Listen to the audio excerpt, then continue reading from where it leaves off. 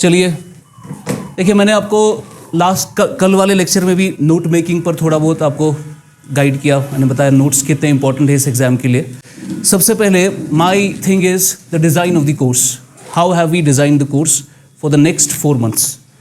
तो मैं आपको फिर से वही चीज़ बताऊंगा जो मैंने पहले दिन भी आपको बोली, उसमें बहुत सारे बच्चे एब्सेंट थे। सो पीपल डोंट रिकग्नाइज कि हम ये हमारा ये कोर्स जो डिज़ाइन किया गया है किस तरीके से है। Now see, first of all हमारा ये VLW का कोर्स चलेगा क्लोज टू 4 मंथ्स का ये कोर्स है हमारा। इसमें अगर हमें 4 मंथ्स के वर्किंग डेज चाहिए, वर्किंग डेज यानी 4 महीने का हमें क्लास चाहिए। उसके बाद छुट्टियाँ वुट्टियाँ वो अलग चीज़ है, 4 महीने के क्लासेस चाहिए।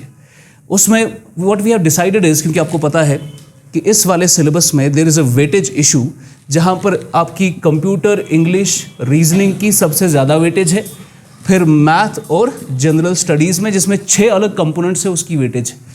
अब इसमें आपको पता होना चाहिए these are the scoring subjects. और सिलेबस में प्रॉब्लम ये है कि रिसेंटली हमें पता चला कि सिलेबस थोड़ा चेंज हो सकता है इसका।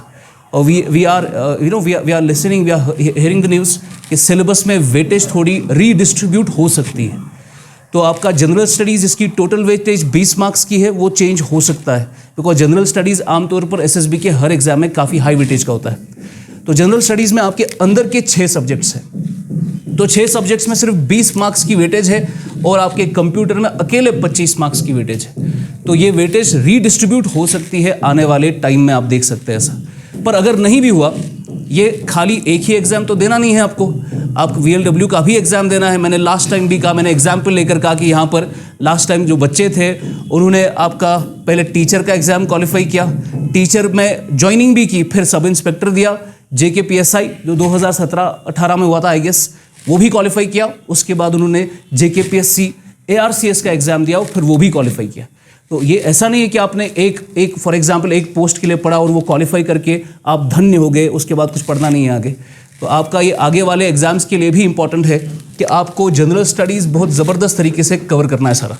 तो जनरल स्टडीज़ में हमने आपके 2 ऑलरेडी कंपोनेंट लगा रखे हैं, एक है आपका हिस्ट्री और दूसरा ज्योग्राफी। ये 2 कंपोनेंट GS के चलेंगे और एक तो आपका चल रहा है कंप्यूटर एंड इंग्लिश, ये 2 कंपोनेंट चल रहे हैं। इसमें से शुरू में ही जो सबसे पहले ख़त्म होगा उसी के जगह पर आपका मैथ रीजनिंग में कोई शुरू हो जाएगा। उसी की जगह पर जो आपका मैथ रीजनिंग अभी रिमेनिंग है ना इधर, उसके जगह पर कोई शुरू हो जाएगा। कंप्यूटर खत्म हुआ पहले तो कंप्यूटर की जगह आ जाएगा, इंग्लिश खत्म हुआ पहले तो इंग्लिश की जगह या तो मैथ या फिर रीजनिंग। यहाँ से हिस्ट्री ज्योग्राफी में जो पहले खत्म होगा वहाँ हिस्ट्री ज्योग्राफी की जगह आपका दूसरा GS का सब्जेक्ट चलेगा, जहाँ पर जैसे हम इकोनॉमी शुरू कर सकते हैं, एनवायरनमेंट शुरू कर सकते हैं, पॉलिटी शुरू कर सकते हैं, और इस एग्जाम में उन्होंने साइंस एंड टेक्नोलॉजी भी डाला है, वो भी शुरू कर सकते हैं। तो ये 6 कंपोनेंट है आपके। तो डिज़ाइन कुछ यूँ है कि कंप्यूटर और इंग्लिश आपका पहला चलेगा, इन 2 में से जो खत्म होगा नीचे वाले 2 कोई शुरू कर लेंगे रीजनिंग मैथ की शक्ल में, और फिर आपका जनरल स्टडीज़ में जो पहले खत्म होगा उसकी जगह पर EVS economy, science and technology या फिर आपका पॉलिटी, इनमें से कोई शुरू हो जाएगा। सो आपका शुरू में अभी 4 ही कंपोनेंट चल रहे हैं। जैसे जैसे आपका रिदम बनेगा, आपका फ्लो डेवलप होगा, इसमें एक और एडिशनल कंपोनेंट भी चल सकता है। तो आने वाले टाइम में धीरे धीरे इसमें एडिशन भी होगा, आपका एक और कंपोनेंट इसमें ऐड हो सकता है, जहाँ पर मे बी हम तीसरा GS का सब्जेक्ट शुरू कर लें। तो ये आपको 4 महीने तक ऐसे ही चलना है। तो डिज़ाइन ऐसा ही है कोर्स का, आपको घबराने की ज़रूरत नहीं है कि फलाना सब्जेक्ट कब शुरू होगा। ये सब जैसे ही जो सब्जेक्ट खत्म होगा उसकी जगह पर दूसरा सब्जेक्ट आ जाएगा। तो कंप्यूटर इंग्लिश की जगह पर मैथ रीजनिंग और GS के सब्जेक्ट्स की जगह पर GS का ही कोई दूसरा सब्जेक्ट शुरू होगा। तो वी हैव डिज़ाइन, हमें पता है किस सब्जेक्ट में कितना टाइम लगेगा, उस हिसाब से 4 महीने की working classes would be enough to complete your JK SSB का सिलेबस। उसके बाद वो स्ट्रैटेजी में आपको सर बताएंगे कि उसमें क्या क्या मटेरियल आपके लिए इंपॉर्टेंट है, जो आपको जैसे मैंने लास्ट टाइम भी कहा था हर सब्जेक्ट से आपको उनका स्टैंडर्ड किताबें लेनी चाहिए। तो सर आपको मटेरियल के बारे में बताएंगे कि इसमें मटेरियल क्या इंपॉर्टेंट है।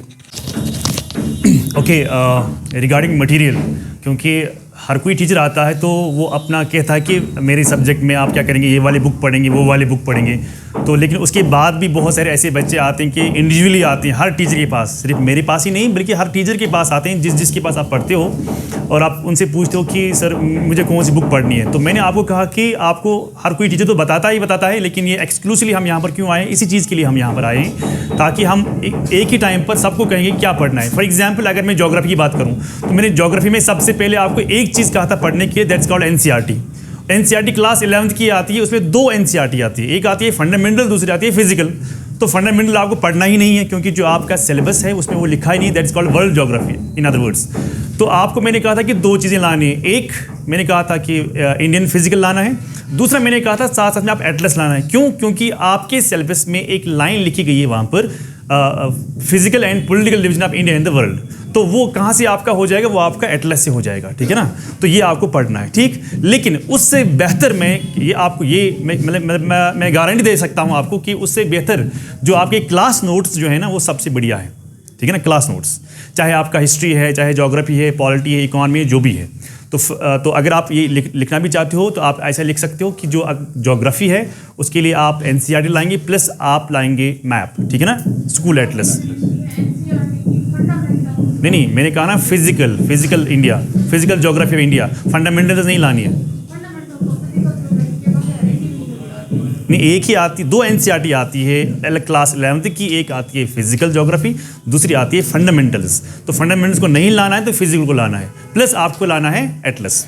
इसी तरह अगर आप हिस्ट्री में मॉडर्न पढ़ रहे हैं तो उसके लिए आप सब जानते हैं कि स्पेक्ट्रम बहुत अच्छी किताब आती है, और अगर आप इकोनॉमिक्स पढ़ रहे हैं तो उनके लिए भी एनसीईआरटीज़ आते हैं। आप इन्वायरमेंट पढ़ते हो तो शंकर आईएएस आता है, आप मैथ्स को लेके या रीजनिंग को लेके पढ़ते हो तो आप उसके लिए आरएस अग्रवाल दोनों के लिए आती है। तो बहुत अच्छी बुक है, उसमें बहुत सारे एग्जाम्पल्स दिए हुए हैं, और उसमें ऐसे भी एग्जाम्पल्स दिए हुए हैं जो पिछले एग्जाम्स में, बहुत सारे एग्जाम में, फॉर एग्जाम्पल बैंकिंग में आया हुआ है, आरबीआई के कुछ क्वेश्चन आए, आरबीआई के एग्जाम में क्वेश्चन आए हुए हैं, एसबीआई के क्वेश्चन में आए हैं, एलआईसी के एग्जाम में क्वेश्चन आए हुए हैं, या एसएससी के क्वेश्चन बहुत सारे उसमें, तो बहुत सारे एग्जाम में क्वेश्चन आए हुए हैं। तो वही एग्जाम्पल उन्होंने वहाँ पर फ्रेम किया है और उनका सोल्यूशन भी है। तो बाकी जो टीचर आएंगे वो आपको बोलेंगे कि मैथ्स में आपको कैसे ट्रिक करना है वगैरह वगैरह। जैसे कि मैंने आपको एक दिन दिखाया था डिविजिबिलिटी ऑफ 3, है ना। तो हमें लगता है वो बहुत बड़ा नंबर था, लेकिन बहुत बड़े नंबर को हम कैसे विद इन अ मिनट में हम उसको कैसे सॉल्व करेंगे, वो वहाँ पर दिया गया हुआ है, और प्लस आपको सर भी बोलेंगे।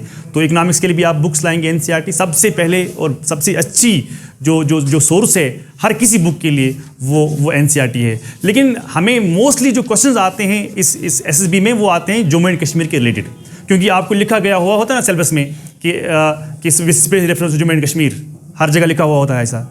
चाहे वो जम्मू एंड कश्मीर का रीऑर्गेनाइजेशन एक्ट हो, चाहे वो जम्मू एंड कश्मीर का पंचायती राज एक्ट हो, चाहे आप कश्मीर हिस्ट्री पढ़ते हो या कश्मीर ज्योग्राफी पढ़ते हो, जो भी आप कश्मीर इकोनॉमी पढ़ते हो, तो उस मटेरियल के लिए मैं एक्सक्लूसिवली ये बोलूँ आपको, वो मटेरियल आपको प्रोवाइड करेगा क्विंटेसेंस जम्मू एंड कश्मीर के लिए। क्यों?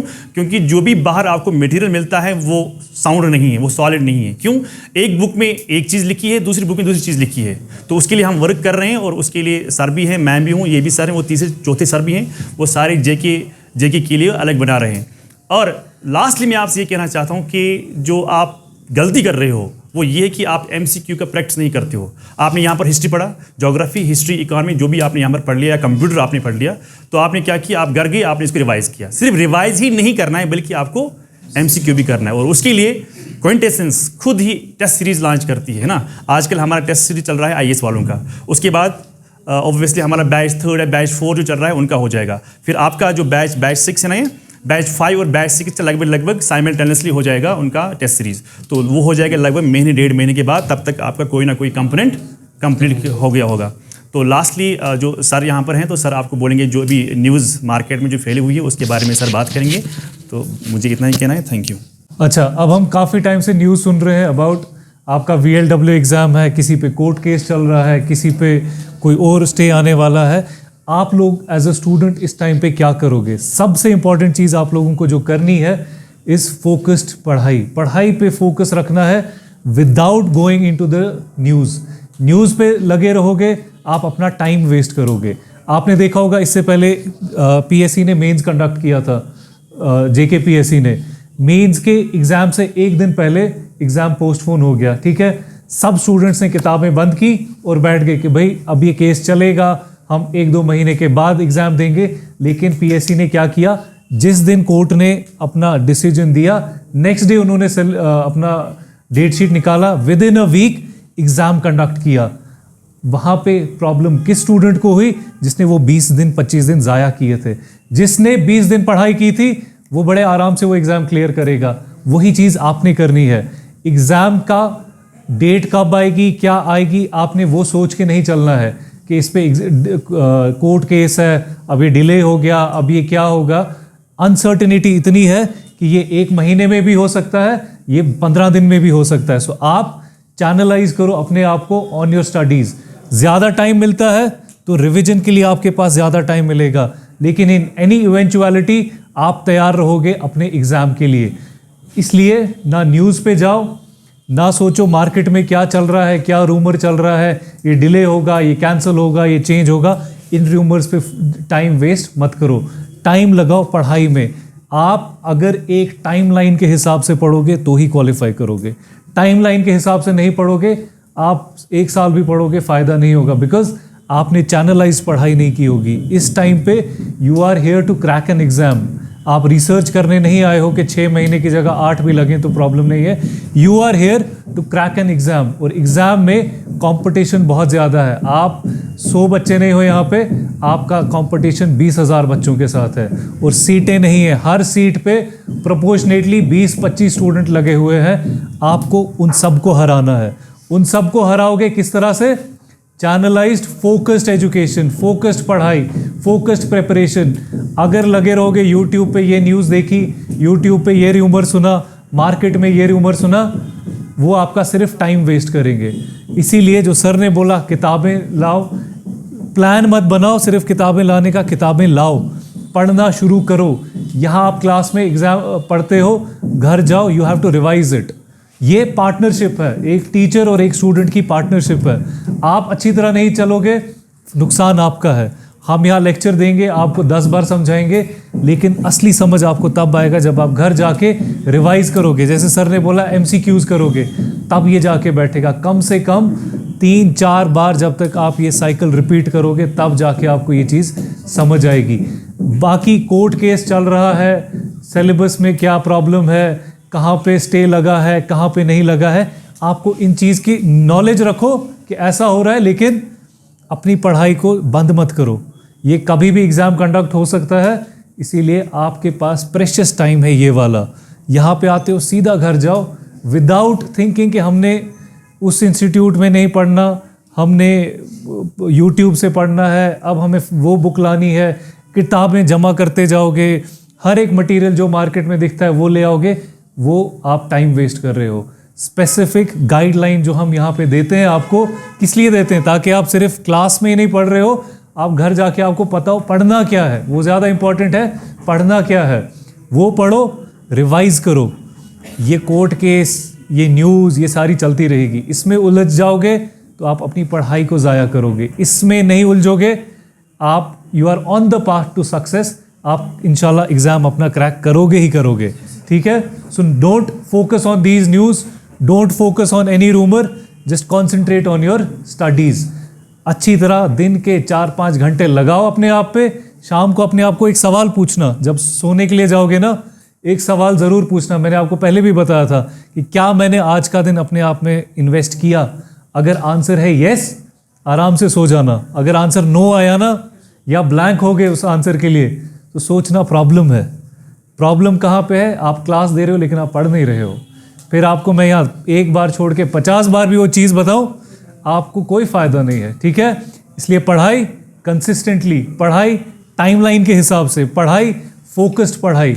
You have to crack an exam. Research करनी नहीं करनी है, उसके बाद करो। First you have to crack an exam. और क्रैक किस तरह से करना है? आपकी सीट के पीछे 25 स्टूडेंट और खड़े हैं, उन 25 को हराना है आपने। मिनिमम वो 50 भी हो सकते हैं। हर सीट के पीछे कई लोग लगे हुए हैं। पढ़ाई करो, ये टाइम वेस्ट नहीं करना, ठीक है? यहाँ पे क्लास दो, घर जाओ, अच्छे से पढ़ो, यहाँ की गाइडलाइन को फॉलो करो। हम सब आपको एक एक पॉइंट बताएंगे, कौन सी बुक पढ़नी है, बुक में चैप्टर्स कौन से पढ़ने हैं वो भी बताएंगे। जहाँ पे पता है कि मटेरियल नहीं है मार्केट में, मटेरियल भी देंगे आपको। ये भी बताएंगे कहाँ से सवाल बनते हैं। हम हर क्लास में एंड पे डिस्कस करते हैं ना कि इस टॉपिक में सवाल क्या बनेगा। फॉलो करो उन चीज़ों को, वो फॉलो करोगे इंशाल्लाह आपका एग्ज़ाम सिक्योर है। नहीं करोगे, you are wasting your time. ठीक है, सो आज के बाद एफिशिएंटली टाइमलाइन के हिसाब से फोकस्ड पढ़ाई वो करके इंशाल्लाह एग्ज़ाम पास करो, हमारा भी नाम रोशन करो और अपने लिए भी कुछ करके आओ लाइफ में, ठीक है। बेस्ट ऑफ लक सबको, और आज से अपनी पढ़ाई का प्रोसेस रिगरसली स्टार्ट करना है, ठीक है। Thank you so much. इसमें बस एक चीज़ आपको याद रखना है, देखो मैंने अभी तक इतने सारे, हम पिछले 6 साल से तीनों लगे हुए हैं IAS के पीछे, SSB के पीछे। There is one thing that I have understood कि आप अगर SSB के बच्चों को, उनको आप बड़े बच्चे, आप सब बड़े बच्चे हैं, है ना, ऑन एन एवरेज आपकी उम्र 25 साल तो होगी। 25 साल की उम्र कोई छोटी उम्र तो है नहीं आपकी, आप बड़े बच्चे हैं। तो हम क्या पहले जब हमने करियर शुरू किया था तो वी स्टार्टेड कंसिडरिंग आपको अपने भाई की तरह। आप हमारे भाई है, हमारे बहनें हैं, तो आपके साथ वैसा सलूक किया जाए दोस्ती में जैसे होता है। उस चक्कर में हमने क्या रियलाइज़ किया, भाई they don't take you seriously. उनको आप होमवर्क देते हो तो वो करते नहीं हैं। अब you have to rigorously come, आप यहाँ आए, you have to rigorously coach for this exam.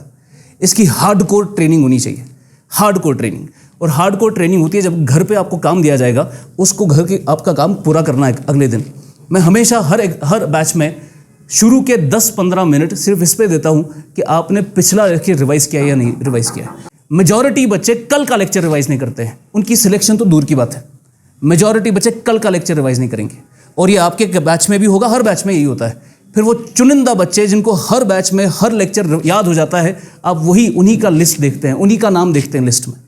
सो आपने जो काम दिया जाता है, देखिए हम अपने नोट्स आपको दे रहे हैं, मोमेंट सर ज्योग्राफी के नोट्स दे रहे हैं। इसमें हर एग्जाम में जो भी क्वेश्चन आता है अब हम अपने नोट्स में ऐड कर लेते हैं।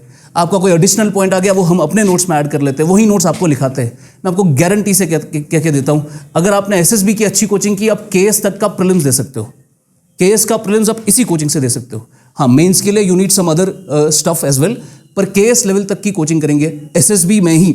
मगर उसके लिए काम एक है, आपको होमवर्क बराबर करना है, और यू हैव टू रिगरसली, आप यहाँ आए, आपको रिगरसली अपने आप में वो पैशन होना चाहिए, वो आग होनी चाहिए। आप घर पे भी सेम चीज़ करो, यहाँ पर भी सेम चीज़ करो, आपको दिमाग में कंटिन्यूसली यही एग्जाम होना चाहिए, तभी जाके ये क्वालिफाई होगा। हम अब ज़्यादा अपना efforts, we don't want to waste it, हम अपने एफर्ट्स को चैनलाइज कर रहे हैं। आप भी अपने एफर्ट्स को चैनलाइज करो। हम चाहते हैं इसी क्लास से मैक्सिमम सिलेक्शन हो।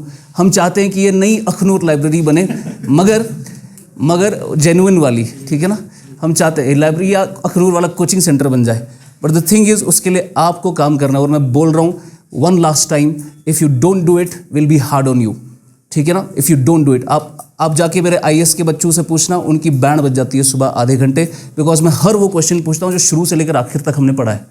तो वो काम आपको करना है, you have to do it. कुछ बैच में 10-15 बच्चे ऐसे होते हैं जो हर काम पूरा करते हैं और एडिशनल पूरा करते हैं। जैसे मैं कल नोट मेकिंग कराई ना, कि आपने किसने नोट मेकिंग की उस तरीके से? 2 बच्चे हैं क्लास में, इतना बड़ा क्लास है, 2 बच्चे हैं जिसने उस तरीके से नोट मेकिंग कराई। यही 2 बच्चे होंगे जो आगे क्वालिफाई करेंगे, ठीक है। Just take us seriously. और जो मैं बता रहा हूँ, वो जो सर ने बताया, this is how, this is sure shorts formula for success. Revise the notes, have a good material, keep on going for MCQs, और ये झंझट में फंसना नहीं है कि क्या हो रहा है क्या नहीं हो रहा है। जो होगा हम एग्जाम देकर क्वालिफाई कर लेंगे कोई ना कोई, ठीक है। Let's conclude it.